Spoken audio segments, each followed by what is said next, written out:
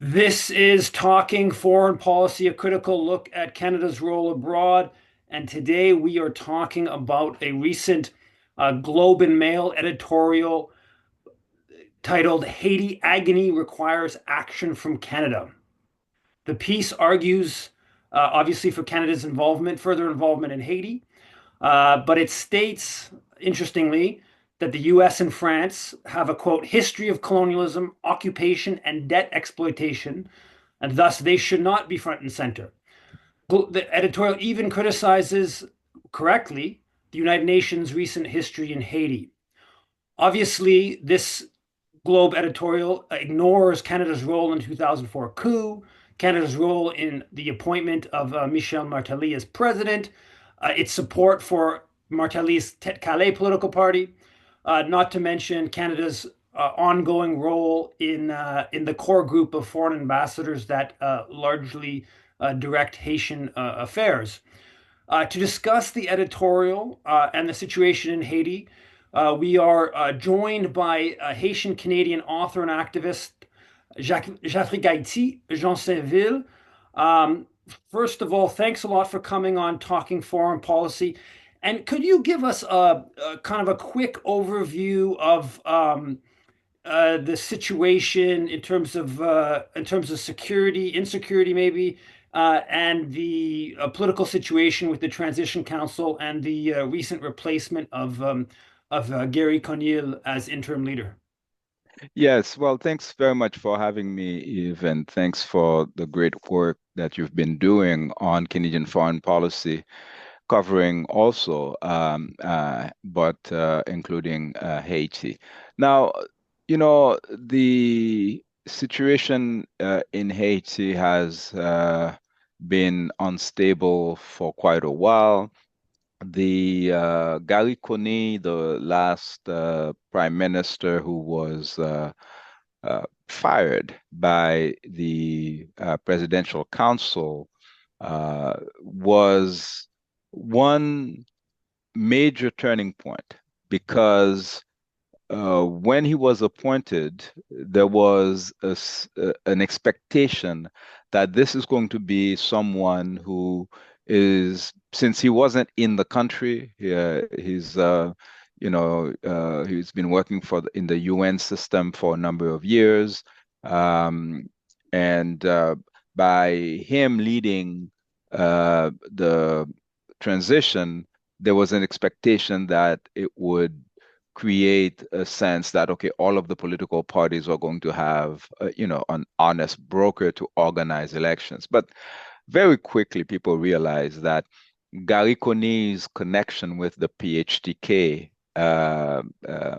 party that has been ruling Haiti since 2011 is very close. His first trip to the United States, and these things came out through the work of some very intrepid Haitian journalists, namely Woody Sanon in Haiti, who informed people that while Kone was in the US, he met with Michel Martelly's brother-in-law, who is one of the people named for drug running and involving all kinds of shitty activities, including being a suspect in the assassination of Jovenel Moïse, the former puppet president who was killed in 2021.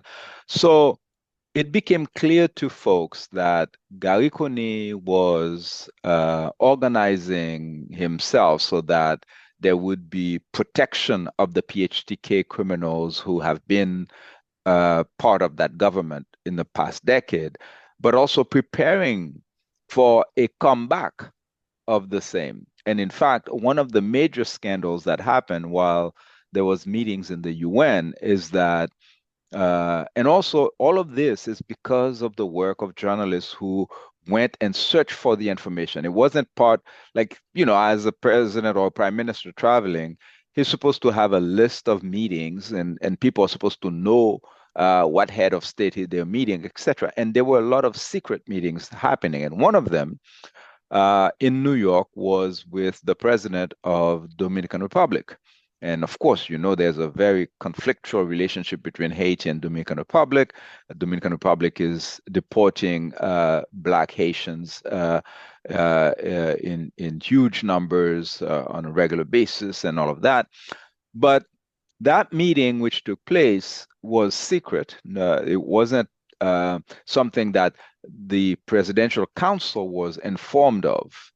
And apparently, they were discussing the president of Dominican Republic supporting candidates of the PHTK at the next upcoming elections. Like, this is wrong on so many levels because Gary Coney is supposed to be an honest broker who is, organizing fair elections. And here he was apparently organizing a meeting which involved his chief of cabinet, Nesmi Maniga, who's been part of the PHTK regime from the very beginning, Minister of Education, etc., under Martelly and Jovenel Moïse, and Dominique Dupuy, who was Minister of Foreign Affairs. Apparently, both of them wanted to position themselves to run, which is also another aberration, because if you're part of the interim transition government, the deal is you're not supposed to be running for office. But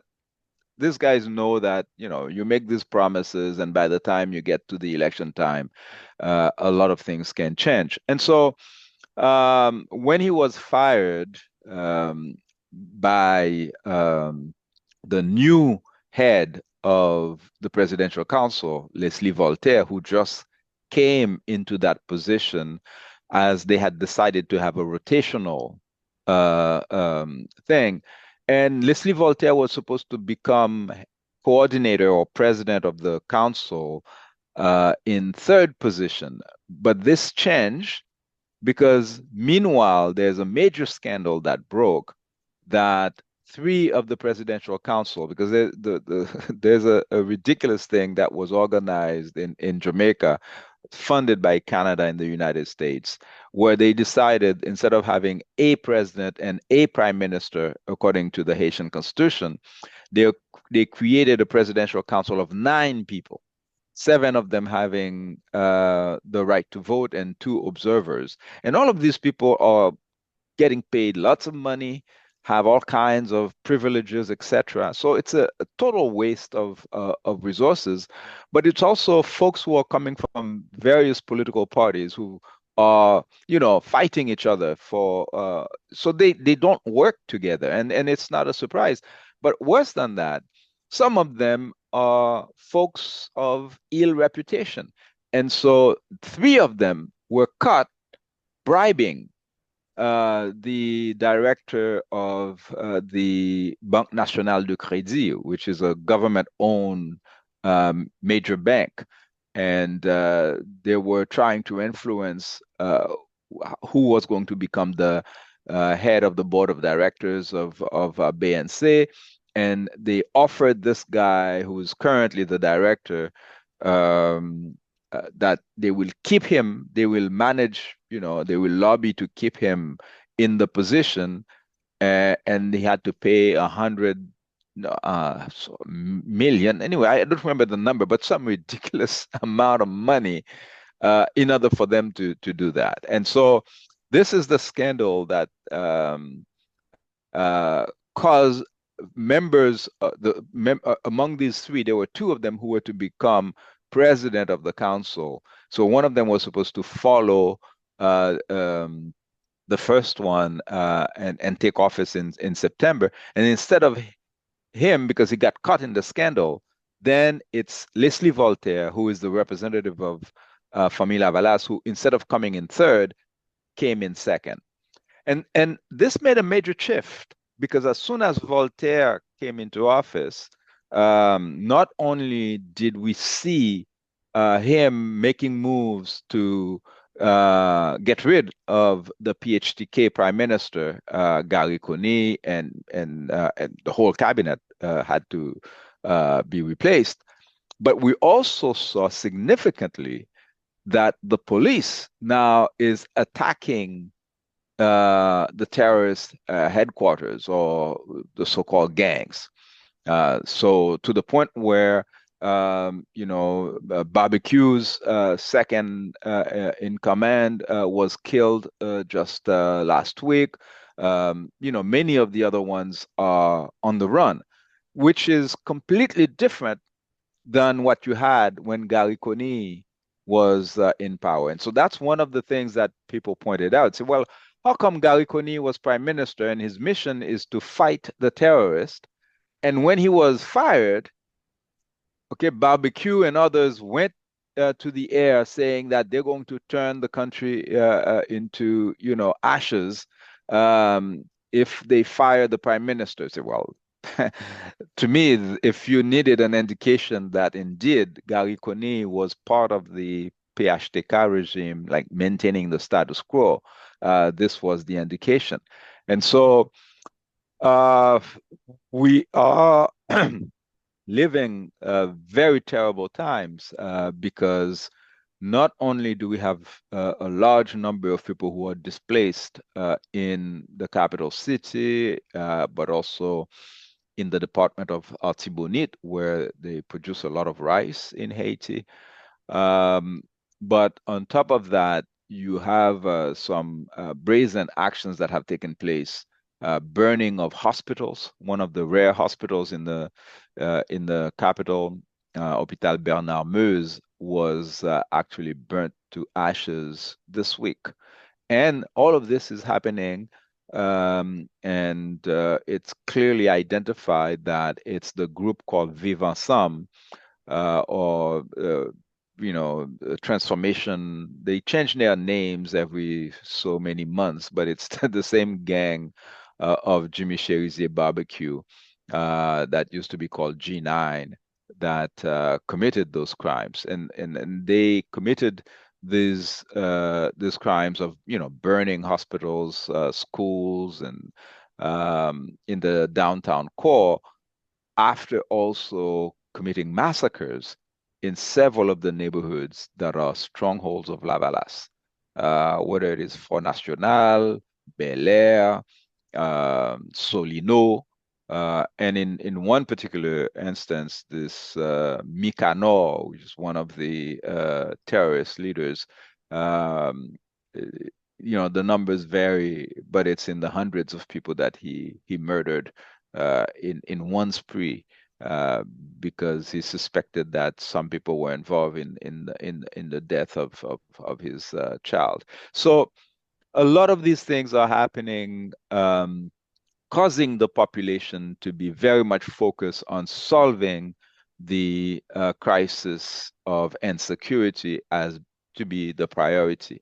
Meanwhile, as you know, there's been elections in the United States, and the perception is that the Democrats, closely linked to the Clinton family, are the major backers of the PHTK criminals, Michel Martelly, and of course the economic elites as well, like that are part of that PHTK gang. So it's kind of like a window.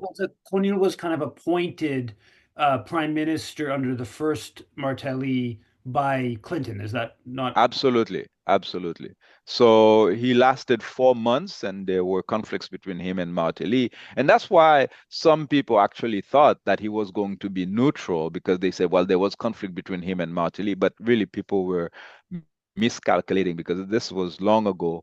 And those guys, they have many ways of connecting, and clearly he was both in touch with Martelly when he came back recently to power, and Lamotte. Apparently, when he went to a second trip before he went to the UN mission, he went all the way to Morocco, where Lamotte resides now, because The the former Americans prime minister under Martelly as well. under Martelly as well. Exactly. So, there were lots of speculation that there's conflict between Martelly and Lamotte. But again, all of these inter-PHTK feuds are temporary situations. And, they all come together to defend the basic principle that they don't want to be facing justice.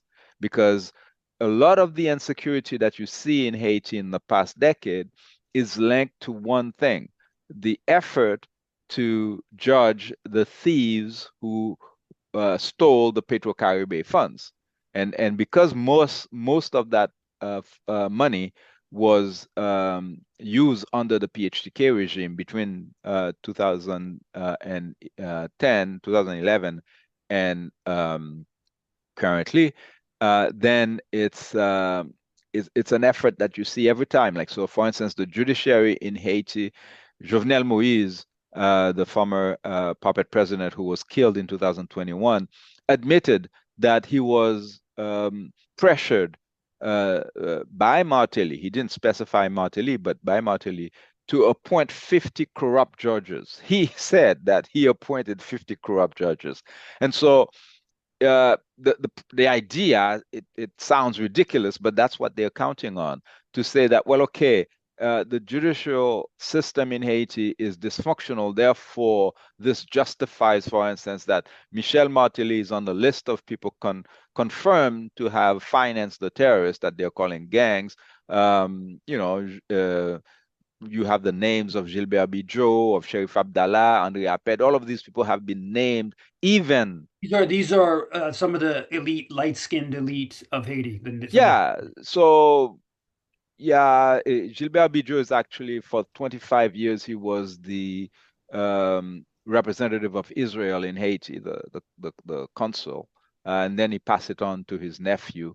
Um, uh, it's it's an element in the reality of Haiti that is seldom making it to the news, but uh, uh, currently the economy of Haiti is in the hands of I'd say 10 or 15 uh, white, because for all intents and purposes they identify themselves as white in Haiti, but they're white passing families in Haiti who are very connected to the US government and US multinational corporations. So, for instance, the Aped family, Andre Aped, is the connection with Canadian multinational corporations like Gildan Activewear. So, you know, people understand that Haiti was a slave colony where the Europeans enslaved, kidnapped Africans and made them work for them. And that's how they enriched themselves and, developed Europe and North America, etc., using the resources that they gather from the enslavement of Africans. Now, once Haiti took its independence, it became very clear that uh, the people who profited from slave labor, wanted to crush that nation. And so now, I would say, since the U.S. occupation of Haiti in 1915, you essentially have a modification of the colonial system. Okay, so instead of having, the whites, the mulattoes who enslaved the Africans. Uh, you don't have racial slavery formalized anymore. But when you go to Haiti, it is so evident. Like you drive from the most impoverished neighborhood of Cité Soleil in downtown, and you drive up the mountains, and then people are changing color on you. By the time you get to the top of the mountain, everybody's white, okay, in the big mansions and whatever. And then this didn't happen because the folks at the top of the mountains work hard and the ones at the bottom do not work hard. It's actually the opposite. So what happened is that the United States organized through the invasion in 1915 to displace Haitians who were part of the mulatto elite, descendants of the Germans, especially, who were in the country, and other mixed race folks who also were part of the oppressor class. And the Americans replaced them by folks who came from Syria, from Egypt, from that region of Northern Africa, and that they're calling the Middle East, and some of them, such as the Jewish family of Gilbert Bidjo, came in the late 1800s. And these are the folks who are basically controlling Haiti. Okay, and so, like, I wrote a piece about that in the Black Agenda report, saying that really, if you want anything to change in Haiti, uh, you have to force the U.S. to stop supporting that predator class, because really it's apartheid in 2024 Haiti. It's rumored that Gilbert Bijou himself, who is in his 90s now, uh, controls 50% of the Haitian economy. This is just something totally ridiculous. Now, imagine they say he's the only one who is a billionaire on the island. And the reports are confirming that many of the terrorist groups, what they call the street gangs, are financed by him. So, apparently there's been sanctions against this guy since 2021 or 22, if I'm correct. Now, what is the sanction of someone who's living in Florida, in Miami? That's where he is, in a big mansion. He lives very close to Donald Trump's mansion. And, the guy's in his 90s. So if you say that, okay, well, he cannot travel, he's not traveling. Okay. So, and if he's financing militias in Haiti or terrorists, he needs to be arrested. That's what would have been done if his victims were white, blue-eyed people. So what we're saying is that there has to be a major change in Haiti. It cannot be a cosmetic thing where basically at the political level you replace the puppets. Really, there has to be a fundamental change in Haiti. And so things like the ownership of private ports by someone like Bijou or by Renaud Dib or the others doesn't make any sense, because it was documented that many of the illegal weapons were coming from their ports. And the guy had diplomatic immunity, being the representative of Israel in Haiti for 25 years.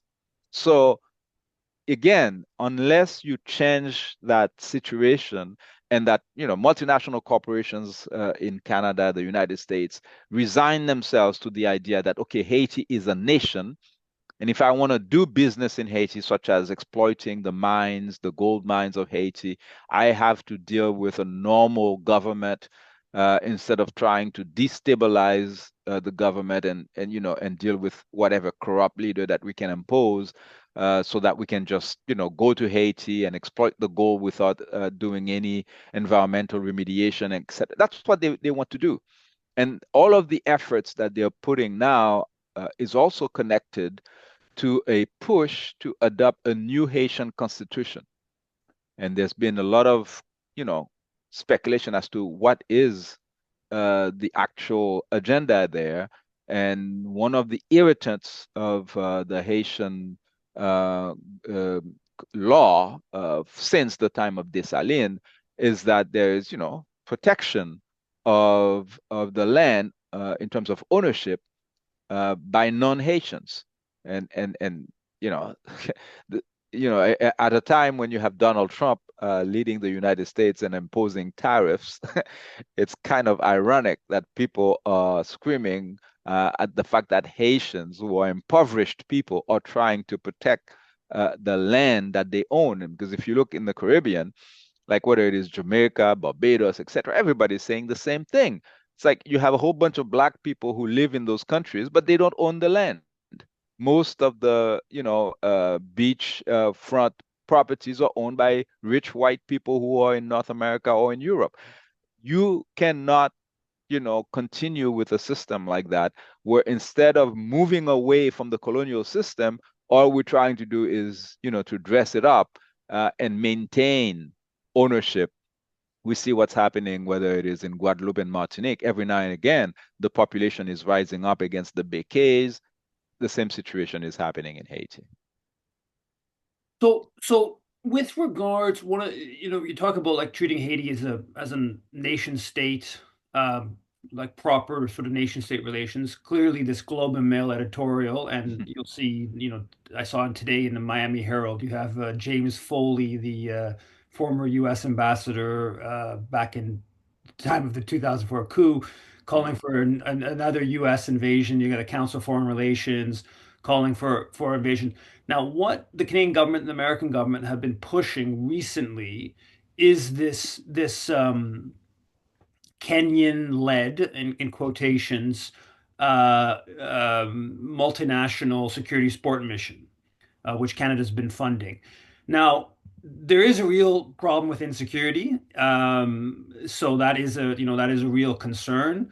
How do you sort of assess this, multinational security support mission, which is supposedly partially okayed by the UN, but it's not actually a formal UN mission? How do you assess that in this context of Haitian sovereignty? Obviously, this undercuts Haitian sovereignty, but then it sort of somewhat deals with or could potentially at least deal with a real issue of insecurity. How do you sort of assess that multinational mission? Well, I mean, it's been several months now that the few Kenyans, I believe 400, have been on the ground, and people were able to assess what they have not done. Okay, because in fact, some of the gullible folks started to awaken when pictures came out that these Kenyan troops were posted in front of the U.S. Embassy in Haiti. I mean, this is the most secure place in the country that doesn't need any more protection, and that's where they were posted. But that's something we said from the very beginning. This thing is, there's no logic in it whatsoever.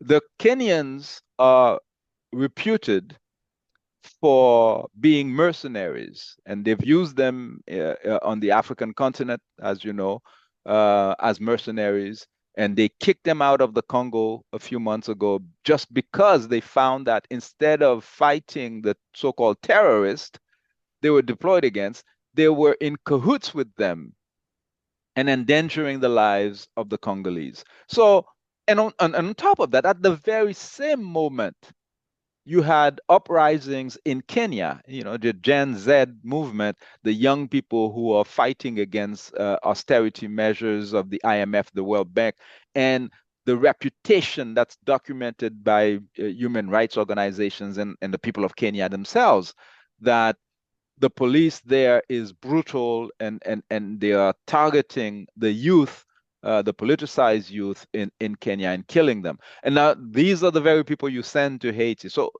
this is kind of like a disaster that is being organized and nothing is left to chances. Okay. So you take the worst possible scenario and you put it together.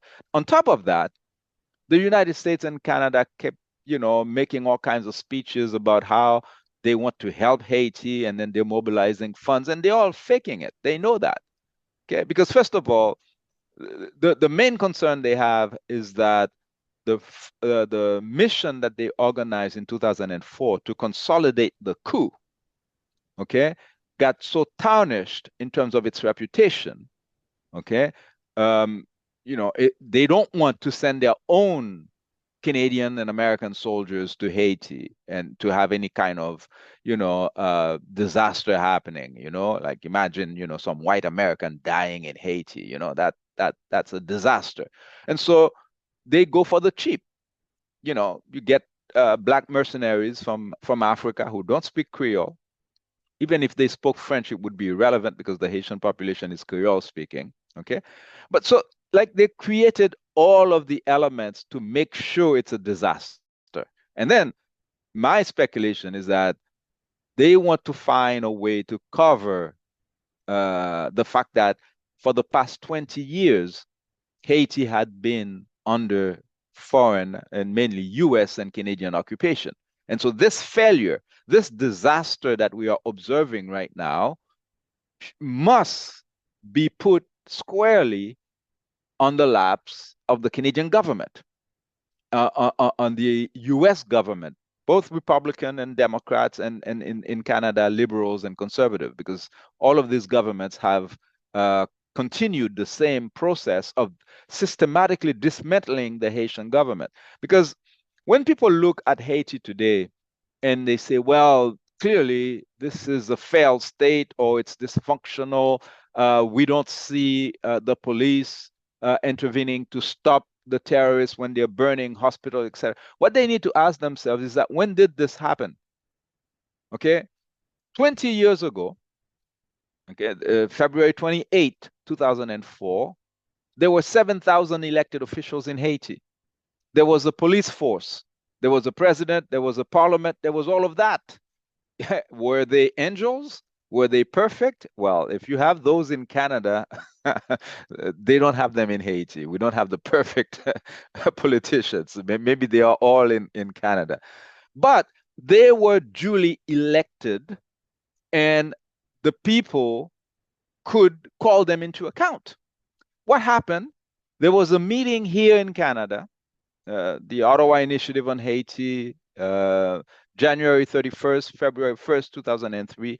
These people who met, foreign ministers of Canada, the United States, France, El Salvador, they decided to overthrow the government of Haiti. And, this came out in the news with Michel Vastel publishing it in L'Actualité 1 year before the actual coup took place. And the coup took place by Canadian soldiers. We have the images of it. For the longest time, it was on the website of the Canadian Armed Forces. You see that soldier, white soldier, which we do not have in the Haitian army.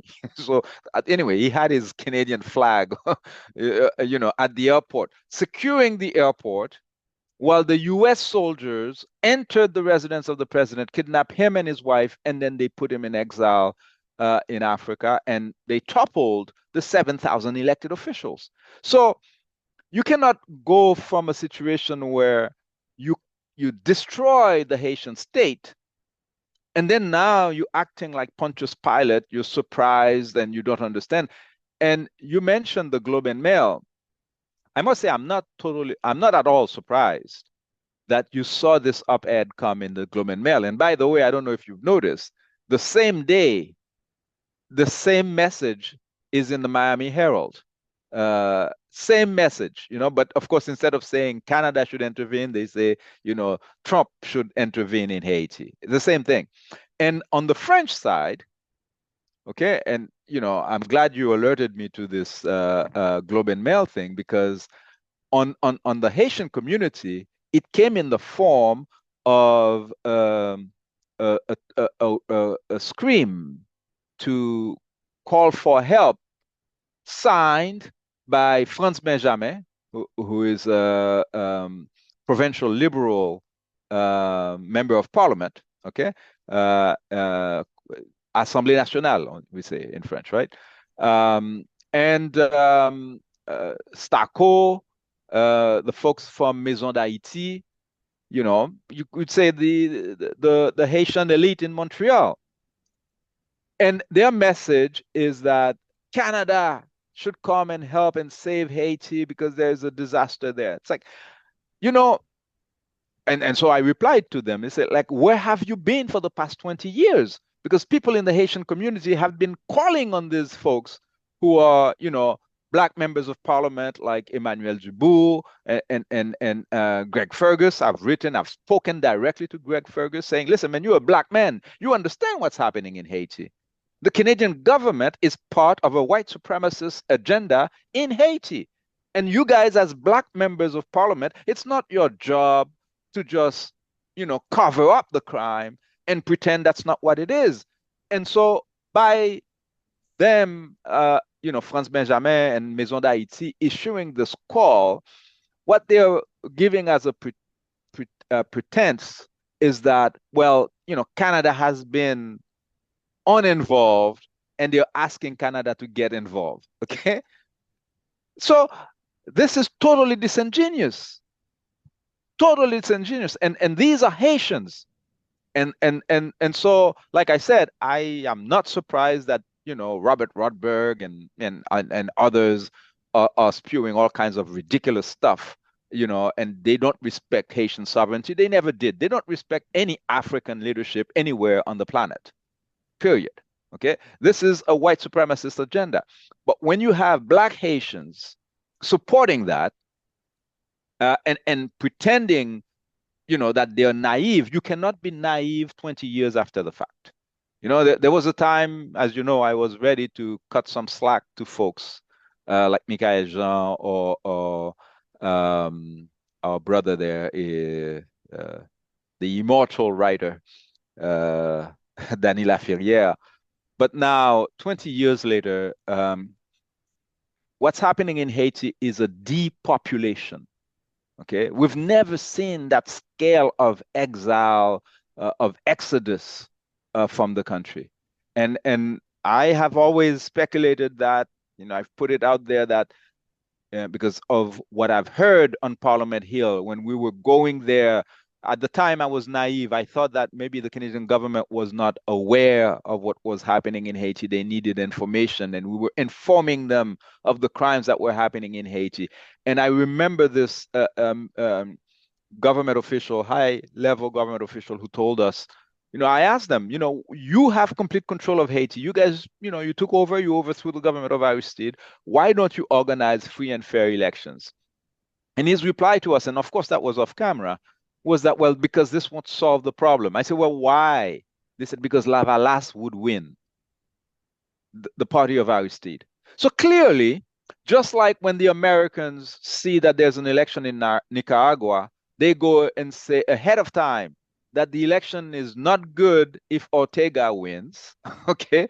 Just like the government of Canada can decide ahead of time if there's an election in Venezuela and Maduro wins, it's not good. They've decided that they need to level the political playing field in Haiti, that Lavalas was too popular, and so they neutralized Lavalas and they tried to create this alternative that was going to be more friendly to the multinational corporations, etc. And then, of course, the disaster, the consequences are all for the Black Haitians. Okay, yes, you can say that some of the businesses of the Canadian mining companies have been disrupted in Haiti, but that's not a major loss. They haven't lost lives, but the Haitians are losing their lives, and as you know, there is a migratory crisis that is connected to that. Millions of people are leaving the Caribbean, trying to make it to the US, trying to make it to Canada. And the response is to erect tall walls and to say, stay in your burning house that we are burning. And so that's why I absolutely, cut no slack to my compatriots in Montreal who are pretending to be naive about what's happening in Haiti. It's not like Haitians are deflecting and not accepting our part of responsibility in the disaster that's happening in Haiti. Clearly, there are Haitian actors who contributed to this disaster, but this should not be used as an excuse not to look squarely at the responsibility of the Canadian government in that same disaster. And so, calling on Canada to help Haiti, what we're saying is that Canada cannot help Haiti. The best that Canada can do right now is to stop contributing to the nightmare. And one part kind of underlying the Globe Mail editorial that you touched on, but I'd be very direct about it, is that since the 2004 coup, in fact, possibly tied to the Ottawa Initiative in Haiti, but very formalized after the coup by the UN, they created something called the core group of foreign ambassadors. And Canada's been, after the US, probably the second most important player that's been, directly involved in basically every major political kind of issue in Haiti and influencing one way or another and whatever. So the notion that Canada needs to get involved in Haiti is just absolutely ridiculous when you know anything about just the extent to which Canadian influence is being openly asserted through this group called the Core Group that in fact appointed through a tweet the leader after Jovenel Moise was killed. So that's really important for people who don't know much about what's going on. And obviously, the Globe Mail editorial board knows or should know, if it wanted to know, that there's this thing called the core group that exists, and Canada's been a big player in that, influencing Haiti very directly over the past 20 or so years. So we touched on the Globe editorial, but now, I guess the question would then be kind of a bit of like, there's this talk about elections in 2025. Yeah. You sort of suggested that the Presidential Transitional Council is maybe could be operating in a bit more of a positive light than maybe was perceived at one point. What's your sort of assessment with regards to the possibility of elections?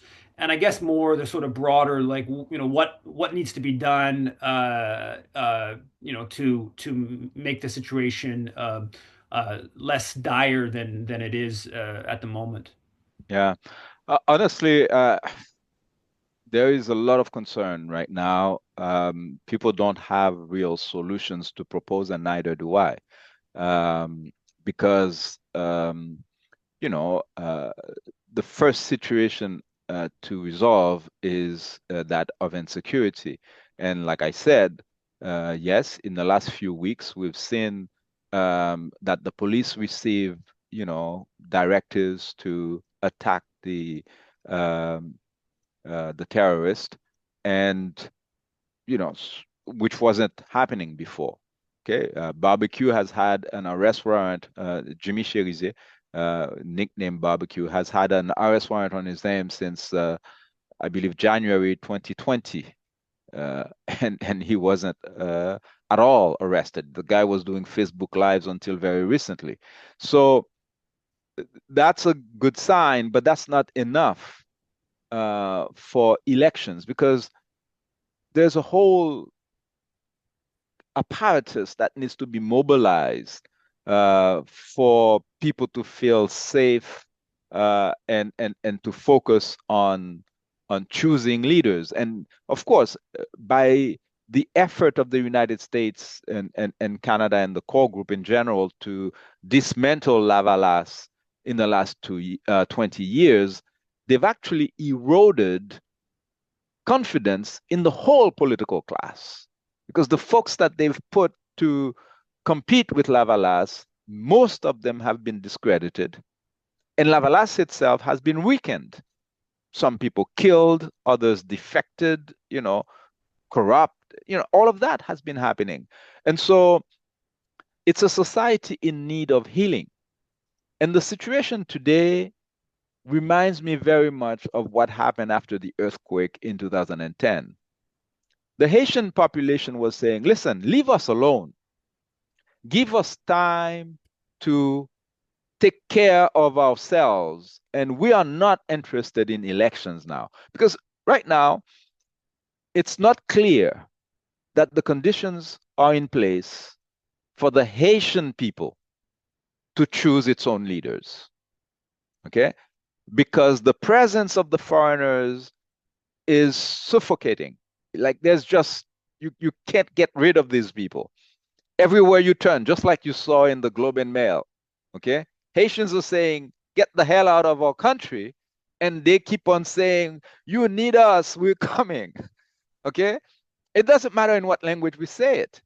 Like you said, Globe and Mail, it's also in the Globe and Mail that Robert Rodberg published his op-ed in October 2022, calling on Paul Kagame to lead the intervention in Haiti.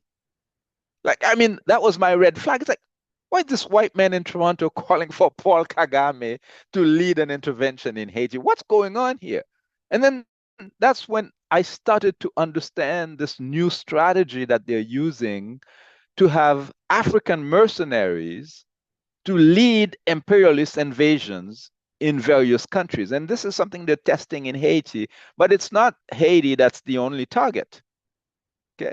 Because many of these countries have problems in terms of recruitment for their militaries. And so if they can have cheap, cannon fodder to put in the front of their wars, they will be using them. And Kagame, I don't know why he did not lead this thing. And then this fool in Kenya, jumped high and said, me, me, me. And of course, he wanted to get to clean his record because he was facing uh, accusations in front of the International Tribunal, and of course they removed that for him. They gave him what he wanted, etc.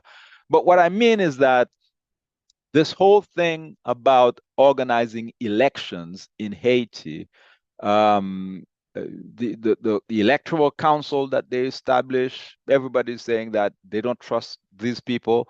They seem to be very linked to the PHTK regime. The very fact that Michel Martelly has not been arrested and is in Miami after all of these documentations that he has funded the terrorist, has armed the terrorist, and of course embezzled millions of dollars from the Petrocaribe funds, with the Clintons and the reconstruction funds, etc. So you cannot have a situation where Canada, the United States keep on drawing a list of people that they claim to be sanctioning as if, that's sufficient. Like I wrote in the piece, it's as if you found out that the richest person in Montreal, you know, imagine, the son of Haitian immigrants becomes the richest person in Montreal.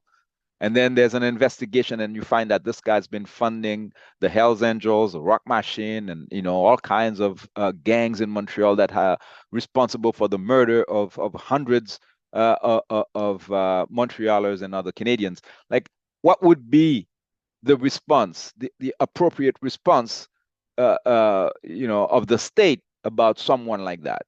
Just put their name on the list and say that you give them travel restrictions? No, you would arrest this person. That's exactly the equivalent of Gilbert Bijou or Reynald Deeb, Sheriff Abdallah, and Andre Apped. These men are going about their business as if nothing has changed. And what is the most concerning thing for me about the transition in Haiti is that although you hear talks about the political players, Famila Valas, and Petit Dessalines and all of these things meeting and they're sharing power, you hear nothing about the white mafia families, the Bijos, like as if these guys, they just go underground and they will wait for whatever next political player to come in power as the front people running the country, when in fact they control the banks, and all of these kidnappings that are happening, the money is not under their mattress. So the banks are involved in that. So we need to see some signs of some arrest. People go to jail for implication in high crimes in Haiti before we can really talk about elections. Unfortunately, we know this is not how it's happening, and the pressure that is being exerted to have a quick fix and to maintain the status quo. Okay, because that's what the quick fix does. It maintains the status quo. You don't modify the fact that you have folks who are criminals who own private ports in Haiti, and therefore they continue to get U.S. weapons to come into the country, and then it's like a non-ending loop where the more you having police action against the terrorists, the more they keep growing because you haven't touched the thing at its fundamental. So elections in 2015, yeah, they can have something, but I don't know. I don't see the signs that fair, real elections are being organized. And in fact, it's a surprising thing because Leslie Voltaire, who is coordinating the presidential council, the transitional presidential council, represents Famila Valas. And last week, Famila Valas issued a statement saying that for the past 8 months, this has been a complete failure. So people are saying, what's going on here? Well, that's the thing. This government that they cooked up in Jamaica, funded by Canada and the United States when they had this meeting with CARICOM, it's a recipe for disaster because you put all of these folks who are from different political parties, and some of them being criminals from the PHTK regime. You insist that they be part of the government. You find out three of them have been, found guilty of bribery. You insist that, you know, those same sectors, because that's what the sectors are asking. They're saying that, okay, they caught these three guys, remove them, we will name three others. It's like, come on, what is this? So it's like the country, and Haitians are saying, where did they come up with this idea that we need 9 people to occupy the presidency? Okay, there's no need for that. And there are traditions in Haiti of transition where you've had, a junta of 3 members who occupy the presidency. Yeah, 3 might be reasonable. I don't even think you need 3, but why 9? It makes absolutely no sense when 2 of them can't even vote. So to me, this was a clear example that what has happened at the level of the terrorists that they're calling gangs, where they call it vivre ensemble, which means live together, is also the same thing that they've replicated at the political level. That is, you're saying to all of the players, you guys have to live together. So the victims and the criminals, they have to find a way to live together. It's as if after the January 6th attack on the Capitol in the US, you know, the ambassadors of China, Zimbabwe, and whatever met, and they said to Joe Biden, listen, you have to share power with Donald Trump, and we'll you guys will create a coalition government to, like, this is not something you would even imagine ever. But when it comes to Haiti, they think that they can be creative and come up with all kinds of ridiculous ideas because the consequences are for the impoverished Black population of Haiti. And so it's gonna be a while before we get out of this. But I think one of the positive things, though, is that the outcome of the U.S. Elections, it might be surprising to some people. It actually offers a better opportunity for Haitians to get their act together and retake control of the country than if the Democrats remain in power. Because there is absolutely no difference in terms of the wickedness of U.S. foreign policy towards Haiti, whether it is Democrat or Republican, except that the Democrats that are, in that transition period in Haiti are too busy protecting themselves because Trump is coming to, be really on top of what's happening in Haiti. And my speculation is that this is what has allowed Leslie Voltaire, for instance, to get rid of Kone, because if the Democrats were still backing PHTK, it would have been very difficult for this to happen. And you'll see another example is that this week, Leslie Voltaire went to a meeting of ALBA, the Latin American countries, and he openly asked for the support of Latin American countries, including Venezuela and Cuba, in the fight against terrorists in Haiti, U.S. armed terrorists. I mean, you know what this means, okay? So I don't know what will happen in terms of consequences in the coming years. But like I said, my perception is that all of this is happening due to the outcome of the U.S. elections, which allow room to maneuver while the corrupt Democrats are busy covering their own behinds, with regards to the arrival of Trump. That doesn't mean Trump is going to be any better, but it's just that, by the time his administration comes into office, this offers a little room for the Haitians to actually try to get rid of some of the foreign influence that has been suffocating the nation. And that's our responsibility here in Canada is to do what we can to weaken Canada's ability to dominate Mhm. the place. And on the notion of criminals, Paul Martin is still roaming free in Canada. He's never been held to account for his role in invading to overthrow the elected government in 2004. I think we'll leave it at that. Thanks a lot for coming on Talking Foreign Policy. And people can check out, you're on the different social media website, Jafrikayiti. Thanks a lot for coming on Talking Foreign Policy. Thanks, Eve. Well, I mean, allow me to put a plug because you've written a lot about Haiti as well, and I think, there are a few reliable sources. Yours is one. Haiti Information Project by Brother Kevin Pina has put a lot of good stuff out in English language as well, and the film by Hélène Brière, Haiti Betrayed, is a good resource for people to check out as well. I would put a warning though. After the coup in 2004, as you know, if we organized the Canada Haiti Action Network, and a number of us went all across the country to inform people about the crime that the government of Canada has participated in Haiti.